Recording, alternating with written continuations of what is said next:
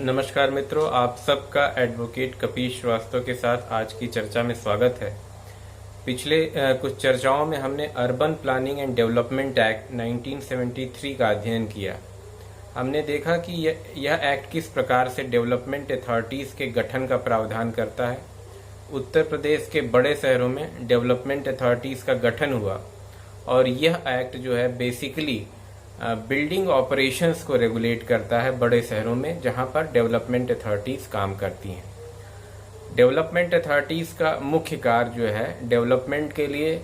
Master plan बनाना और zonal development plan बनाना है और उसी के अकॉर्डिंगली डेवलपमेंट के काम को आगे बढ़ाना है।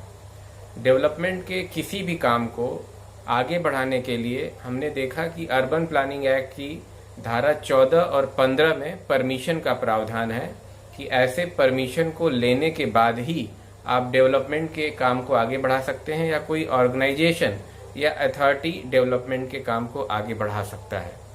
इसी क्रम में हम आगे आज अध्ययन करेंगे सेक्शन 25 और 26 का।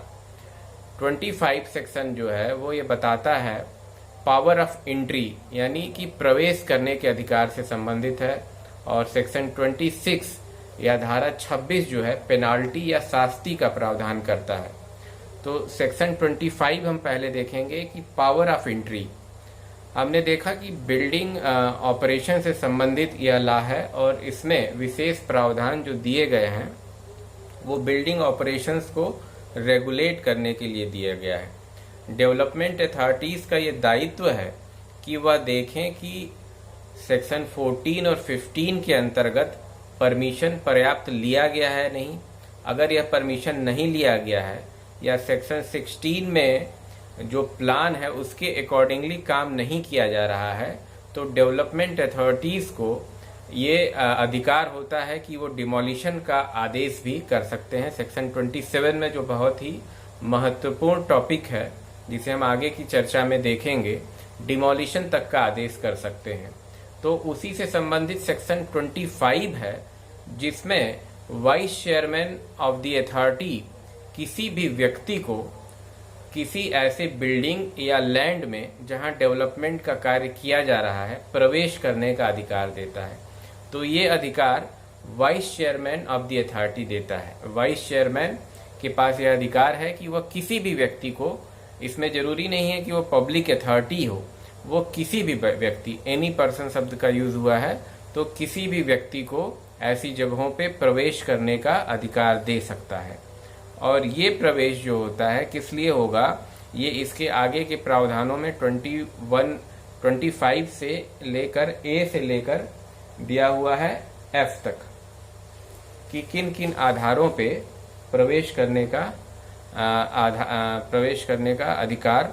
ऐसे अथॉरिटीज को है। तो ऐसे आधार हो सकते हैं कि फॉर पर्पज ऑफ इंक्वायरी या इंस्पेक्शन के लिए, या कोई मेजरमेंट लेना हो, या सर्वे के लिए किया जा सकता है, या उस बिल्डिंग के लेवल्स को चेक करना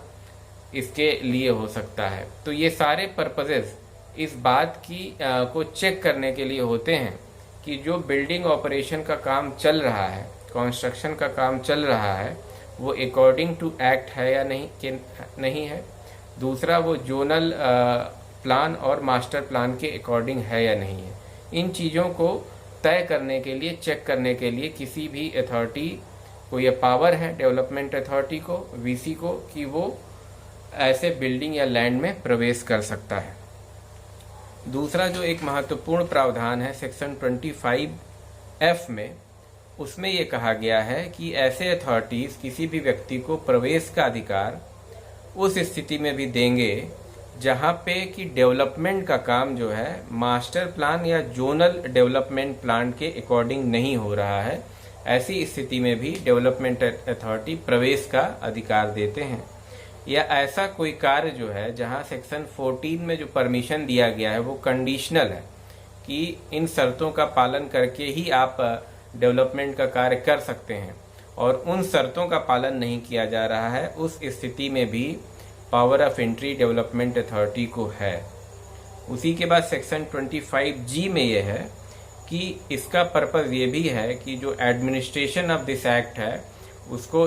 देखना है डेवलपमेंट अथॉरिटीज को, और उस देखने के लिए, उसको चेक करने के लिए ऐसे बिल्डिंग या लैंड में वो प्रवेश कर सकता है कि एडमिनिस्ट्रेशन ऑफ दिस एक्ट जो है इफिशिएंटली हो रहा है कि नहीं हो रहा है। यानी कि कुल मिलाकर जो धारा 25 में प्रवेश करने का अधिकार या पावर ऑफ एंट्री है, वो बेसिकली इस एक्ट के इम्प्लीमेंटेशन के लिए है कि आप धारा 14 और 15 में अगर कोई परमिशन लेते हैं, वो परमिशन अगर कंडीशनल है तो आप उन कंडीशंस का पालन कर रहे हैं या नहीं कर रहे हैं, आप जोनल या मास्टर प्लान के अकॉर्डिंगली अपना डेवलपमेंट का कार्य कर रहे हैं या नहीं कर रहे हैं, इसको टेस्ट करने के लिए डेवलपमेंट अथॉरिटीज ऐसे लैंड या बिल्डिंग में प्रवेश कर सकती हैं। दूसरी बात कि ये एक्सक्लूसिव राइट नहीं है डेवलपमेंट अथॉरिटीज का, इसमें भी प्रोविजो है कि ऐसा जो अधिकार का जो वो उपयोग करेंगे वो दिन में ही करेंगे, यानी कि सनराइज के बाद और सनसेट के पहले होगा। दूसरी बात कि ऑक्युपायर जो है उसको, या ऑक्युपायर नहीं है तो ओनर को एक अपॉर्चुनिटी ऑफ हियरिंग दी जाएगी, रीजनेबल नोटिस दिया जाएगा कि हम इस लैंड में प्रवेश करने जा रहे हैं। दूसरी बात, यदि कोई महिला है तो उसको भी पर्याप्त नोटिस दिया जाएगा और उसको उस जगह को खाली करने का अवसर प्रदान किया जाएगा। और उसके अलावा एक और एक्सेप्शन है कि अगर वहाँ पे कोई सोशल या रिलीजियस यूजेस उस लैंड का होता है तो उसको भी ध्यान में रखते हुए इस अधिकार का प्रयोग किया जाएगा। तो हमने देखा कि सेक्शन 25 में जो power of entry VC of the development authority को दी गई है कि वो ये इस अधिकार को किसी भी व्यक्ति को डेलीगेट कर सकता है, और इस एक्ट का कंप्लायंस हो रहा है या नहीं, या डेवलपमेंट का कोई भी कार्य इस एक्ट के अकॉर्डिंगली हो रहा है या नहीं, इसको वो टेस्ट कर सकता है। उसके बाद आता है सेक्शन 26 जिसमें पेनाल्टीज का प्रावधान किया गया है। और अगर हम इसको देखें कि लिटिगेशन के पॉइंट ऑफ व्यू के साथ साथ एग्जामिनेशन पॉइंट ऑफ व्यू में जो ये प्रोविजन है जो आज हम स्टडी कर रहे हैं, मिसलेनियस और सप्लीमेंट्री प्रोविजन, ये बहुत ही महत्वपूर्ण हो जाता है, जो सेक्शन 25 से शुरू हो रहा है और अंत तक जाता है। इस प्रत्येक सेक्शंस पे इसका डिस्कशन इसलिए भी मैं अलग अलग कर रहा हूँ कि शॉर्ट क्वेश्चंस भी हायर जुडिशियल सर्विसेज में, जैसे सेक्शन 25 पे ही कोई एक क्वेश्चन बना लिया जाए, या इवन पेनाल्टीज पे ही कोई क्वेश्चन, एक शॉर्ट आंसर आपसे कोई पूछा जा सकता है। इस पे ऑब्जेक्टिव तो बनता ही है, साथ साथ में शॉर्ट आंसर भी पेनाल्टीज से रिलेटेड भी पूछा जा सकता है कि section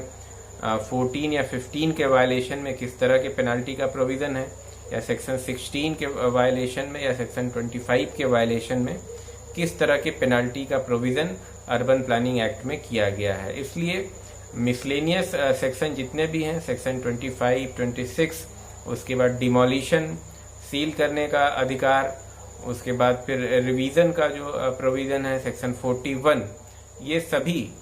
examination point of view से भी आपके लिए महत्वपूर्ण है। तो सेक्शन 26 की हम बात कर रहे थे जो पेनाल्टी के बारे में बताता है। तो ये कहता है कि कोई भी व्यक्ति या डिपार्टमेंट अगर धारा 14 में जो भी उसको अधिकार दिए गए हैं डेवलपमेंट के, जो कि अकॉर्डिंग टू मास्टर प्लान या जोनल डेवलपमेंट प्लान के अंतर्गत होना चाहिए, अगर ऐसा नहीं किया जा रहा है,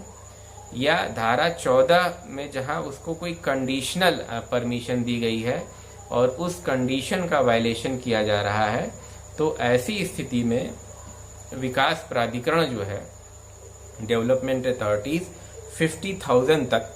पेनाल्टी लगा सकते हैं। यहाँ एक महत्वपूर्ण बात यह है कि यह इस एक्ट का इनैक्टमेंट 1973 में हुआ, और उस समय की स्थिति से 50,000 बहुत ही सफिशिएंट अमाउंट था मेरे ख्याल से, लेकिन इतने सालों के बाद भी इसमें कोई अमेंडमेंट नहीं हुआ और पेनाल्टी अभी भी यथावत है। तो कहीं ना कहीं इसको अमेंड किए जाने की आवश्यकता है, और आज की स्थिति के अनुसार इस पेनाल्टी को बढ़ाए जाने की आवश्यकता है। 50,000 रुपीज़ की पेनाल्टी है अगर आप धारा 14 में जो परमिशन दिया है और वो कंडीशनल है उसका आप कोई वायलेशन करते हैं, या मास्टर प्लान या जोनल डेवलपमेंट प्लान में जो चीज़ें दी गई हैं उसके अकॉर्डिंगली आप अपने डेवलपमेंट या बिल्डिंग ऑपरेशन के कार्य को नहीं करते हैं, तो 50,000 रुपीज़ का पेनाल्टी हो सकता है। और अगर यह अपराध जो है ये आपका कंटिन्यूइंग ऑफेंस है, यानी प्रतिदिन हो रहा है, तो ऐसी स्थिति में 2500 रुपए का पेनाल्टी रोज के हिसाब से किया जा सकता है। तो ये सेक्शन 26 सब क्लॉज 1 में था प्रोविजन, जो section 14-15 zonal development plan, master plan या कंडीशनल परमिशन जहां सेक्शन 14 में दी गई है, उनके वायलेशन पे पेनाल्टी की व्यवस्था करता है। सेक्शन 26 सब क्लॉज 2 जो है ये बताता है कि सेक्शन 16 में जहां पे यूज ऑफ लैंड या बिल्डिंग आप इन कॉन्ट्रावेंशन ऑफ प्लान करते हैं, आपको ये समझना होगा कि धारा 14, 15 और 16 में क्या अंतर है। सेक्शन 14 में और 15 में आप परमिशन अप्लाई करते हैं। सेक्शन 14 ये कहता है कि आपका प्लान जो है अकॉर्डिंग टू मास्टर प्लान या जोनल डेवलपमेंट प्लान होना चाहिए। सेक्शन 15 में आप परमिशन के लिए अप्लाई करते हैं। सेक्शन 16 ये कहता है कि ऐसी स्थिति में भी जहां पे आपको परमिशन मिल गया है, आपका डेवलपमेंट का कार्य जो है अकॉर्डिंग टू प्लान होना चाहिए। तो धारा 26 जो है सेक्शन 14 में अगर आप कोई वायलेशन करते हैं तो हो सकता है कि बिना परमिशन के आप कोई डेवलपमेंट का कार्य कर रहे हैं, तो ऐसी स्थिति में पेनाल्टी 50,000 रखी गई है। लेकिन सेक्शन 16 में जब आप आते हैं तो हो सकता है कि आपने रिक्वायर्ड परमिशन लिया हो, उसके बावजूद भी डेवलपमेंट का काम आप उस प्लान के अकॉर्डिंगली नहीं कर रहे हैं, तो ऐसी स्थिति में जो पेनाल्टी है वो कम रखी गई है, 25,000 रखी गई है। तो ये धारा 14, 15 और 16 के अंतर को समझना होगा कि धारा 14, 15 में जहां पेनाल्टी 50,000 है, वहीं सेक्शन 16 के वायलेशन में पेनाल्टी 25,000 रखी गई है, और in case of continuing offence ये 1,250 रुपए प्रतिदिन के हिसाब से पेनाल्टी लगेगी। तो ये था सेक्शन 26 सब क्लॉज 1 और 2। उसके बाद सेक्शन 26 सब क्लॉज 3 जो है वो भी पेनल्टी का प्रोविजन करता है, और ये कहता है कि यदि कोई व्यक्ति धारा 25 में जो अथराइज्ड पर्सन है, पावर ऑफ एंट्री जिसको है ऐसे किसी बिल्डिंग या लैंड में प्रवेश करने का अधिकार है, उसको ऑब्स्ट्रक्ट करता है, उसको रोकता है या उसको मॉलेस्ट करता है, उसके साथ कोई दुर्भावना कारित करता है, तो ऐसी स्थिति में उसे 6 महीने का कारावास या 1,000 रुपए की पेनाल्टी हो सकती है। तो ये सेक्शन 26 जो है पेनाल्टी से संबंधित एक प्रावधान था, और अभी तक हमने जो चर्चा की सेक्शन 25 और 26 ये मिसलेनियस प्रोविजंस हैं, ये आपके एग्जामिनेशन के पॉइंट ऑफ व्यू से भी महत्वपूर्ण है। इसके बाद हम सेक्शन 26 में सब ABCD करके दिया हुआ है, इसकी चर्चा हम अपने अगले वीडियो में करेंगे, जिसमें इंक्रोचमेंट और ऑब्स्ट्रक्शन, जहां पब्लिक लैंड पे कोई इंक्रोचमेंट और ऑब्स्ट्रक्शन होता है उसमें किस तरह की पेनाल्टी का प्रावधान है, इसको हम समझेंगे। तो आज की चर्चा यहीं तक, और अगर आपने मुझे सब्सक्राइब नहीं किया है तो सब्सक्राइब कर लें। और अर्बन प्लानिंग एक्ट का अब ये आखिरी सेगमेंट चल रहा है जो महत्वपूर्ण भी है, और इसे बहुत जल्दी हम समाप्त करेंगे। उसके बाद फिर से रेवेन्यू कोड पे हम आएंगे, जो भी उसके रिमेनिंग पोर्शंस हैं उसको कंप्लीट किया जाएगा। धन्यवाद, नमस्कार।